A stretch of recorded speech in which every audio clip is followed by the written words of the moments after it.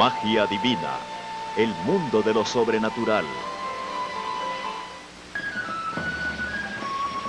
A la vuelta del siglo XVI, los españoles lideraban la conquista y la invasión del Nuevo Mundo. Ya en 1519, controlaban a Cuba e iniciaban la exploración de extensas tierras al occidente.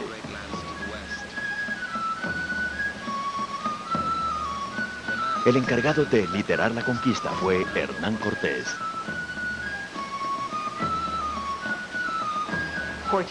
Cortés buscaba la gloria, buscaba riquezas, buscaba tierras para el monarca español. Cuando zarpó hacia México llevaba en mente los rumores de las riquezas sobrenaturales que allí existían. Iba en busca del oro. Con rumbo al oeste, Cortés y su tripulación llegaron a una playa de bajas dunas que no ofrecía refugio ni puerto seguro.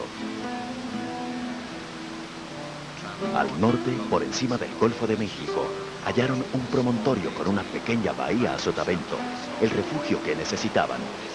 Allí instaurarían una base desde la cual se dirigió la conquista de México. Cortés le dio el nombre de Villarrica y empezó a descargar sus barcos. Uno de sus hombres, Bernal Díaz, inscribió para la posteridad los eventos que se desarrollaron en las tierras mexicanas. Alrededor de 1568, unos 50 años más tarde, Díaz, ya anciano, tomó pluma y papel para escribir un recuento personal de la destrucción del Imperio Azteca.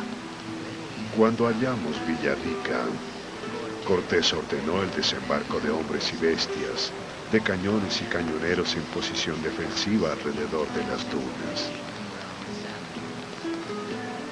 Luego nos instalamos junto a hogueras hechas de maderos, con los cuales también construimos refugios para nosotros y nuestros capitanes. Al día siguiente, una multitud de nativos se acercó y Cortés decidió montar para ellos un espectáculo. Ordenó que Alvarado galopara con la caballería a lo largo de las arenas en parejas vestidas de armadura y armadas con lanzas. Los cañones dispararon repletos de pólvora para crear un fuerte ruido. Los indígenas, llamados Zempoalanos y Totonacas, sintieron un gran miedo. Los Zempoalanos, los Totonacas, encontraron extraños a estos seres tan distintos. Montaban sobre ciervos tan altos como casas. Se cubrían de fierros, algo que los mesoamericanos aún no habían visto. Pero luego llegó el gobernante de Zempoala y optó por contarles sobre las terribles condiciones de su pueblo, sometido al poder de Moctezuma, sobre lo mucho que odiaban sus gentes a los poderosos aztecas. Habló también del resto de pueblos que se hermanaban con el suyo en el odio hacia Moctezuma. Así que Cortés se sintió complacido con estas noticias, porque se percató de que el imperio azteca no era una fuerza monolítica, sino que era interiormente inestable. Con solo enfrentar a las partes podría fragmentarlo. Y allí se percató de la posibilidad de conquistarlo.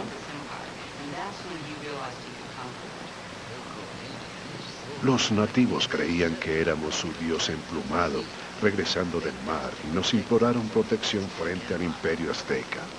Pocos días más tarde, los embajadores del gran Moctezuma llegaban a nuestro campamento.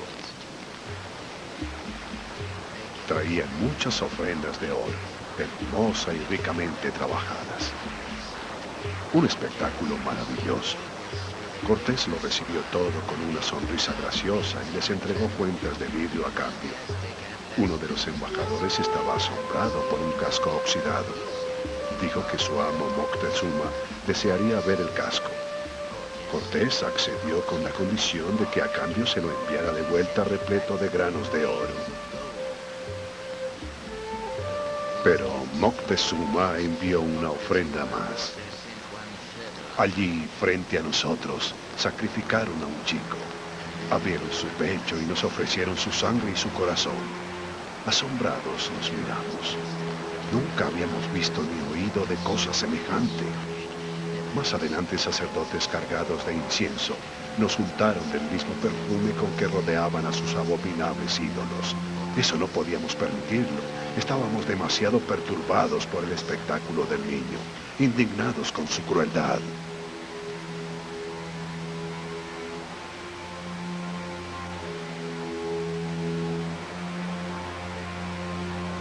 Cortés estaba tan indignado que envió órdenes de que cesara todo sacrificio humano y de que los nativos se sometieran al bautismo si querían ayuda. Nos ordenó tumbar sus ídolos y erigir cruces sobre sus templos, con el juramento de que habrían de convertirse en iglesias consagradas a nuestro Señor Jesucristo.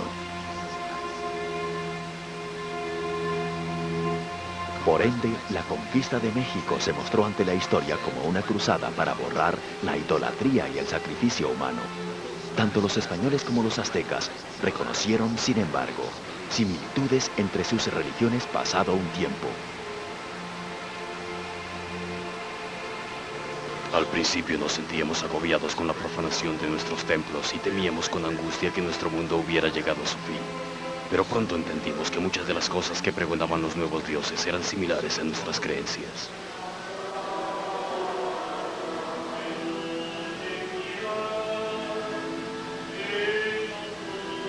Ellos también cantaban alabanzas a sus dioses y les ofrecían sus plegarias. Los sacerdotes y los escribanos igualmente conducían al pueblo a través de los rituales.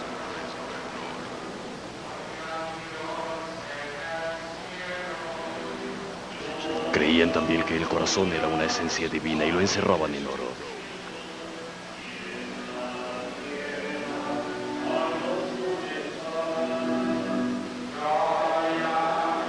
También rendían homenaje a los señores del firmamento, el sol y la luna, tal como lo hacen nuestros sacerdotes.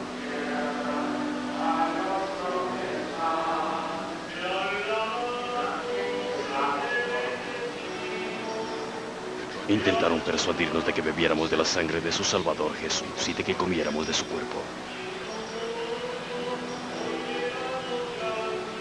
Ellos también entendían que el sacrificio era necesario, es lo exigido por los dioses.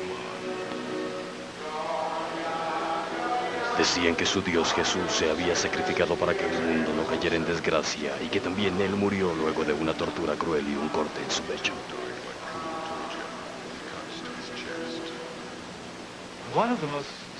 Un aspecto sorprendente e irónico era que tanto los sacerdotes aztecas como los católicos, dedicados a la conversión de infieles, se maravillaban ante la ideología azteca de la sangre y su papel en la salvación frente a la idea cristiana de tomar la sangre de Cristo como el origen de la salvación.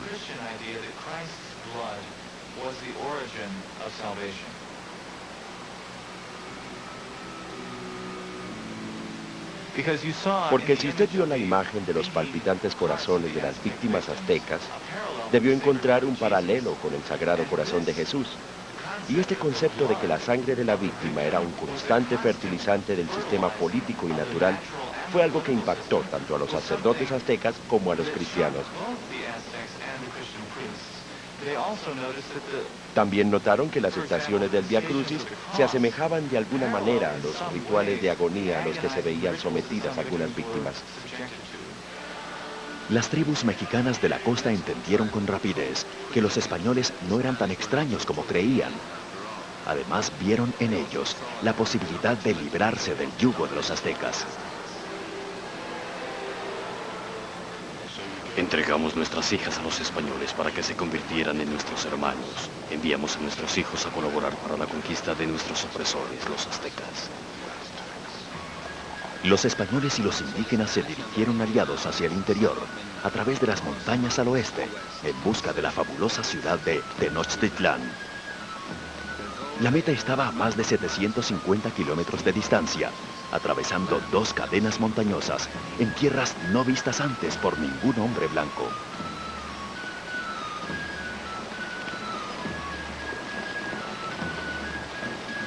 Varios pueblos se les unieron, pero dos, Tlaxcala y Cholula, se resistieron. Los españoles y sus aliados atacaron ferozmente a sus ejércitos. Nuestros dioses habían prometido protegernos de los invasores, así que nuestros líderes enviaron a sus guerreros al campo de batalla con la esperanza de luchar noblemente y de tomar prisioneros. Pero los españoles cayeron sobre ellos como bestias salvajes, acabando con todo sin piedad.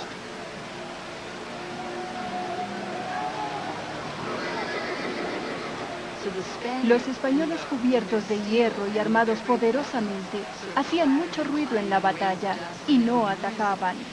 No peleaban como los aztecas, no peleaban noblemente de acuerdo con las reglas aztecas de la guerra.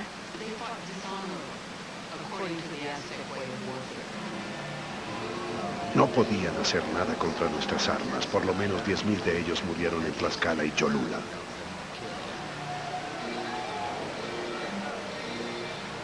Inmediatamente después de la masacre de Cholula, Moctezuma y los aztecas de Tenochtitlán se dieron cuenta de que los españoles eran diferentes a ellos radicalmente. En Cholula los dioses habían fallado.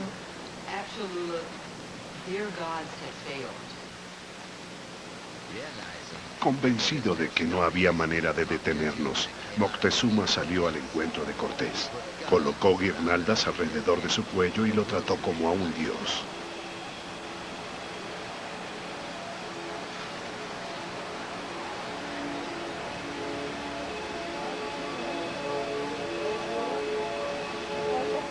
Cortés le comunicó el saludo cordial de nuestro rey. Luego de esto, Moctezuma nos invitó a entrar a su ciudad, Tenochtitlán.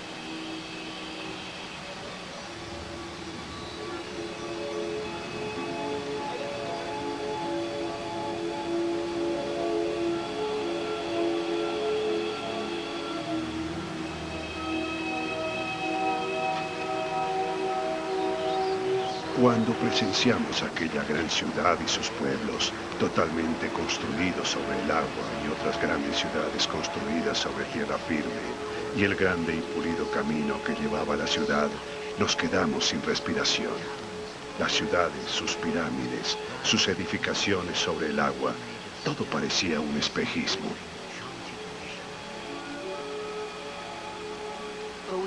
Dentro del Valle de México, que es la zona exterior, había más de 1 millón de habitantes. Dentro de Tenochtitlán había unos 150,000. Mientras los españoles caminaban en dirección a Tenochtitlán, debieron pensar que era la ciudad más grande que habían visto. Solo Constantinopla o Venecia alcanzaban un tamaño semejante. En ese momento Londres tenía solo 50,000 habitantes. Sevilla, el punto de embarque de muchos españoles, unos 30,000. Así que debía ser la ciudad más grande que debían haber visto y debieron quedarse de una sola pieza. Moctezuma cedió el palacio de su padre para que lo utilizaran como cuartel.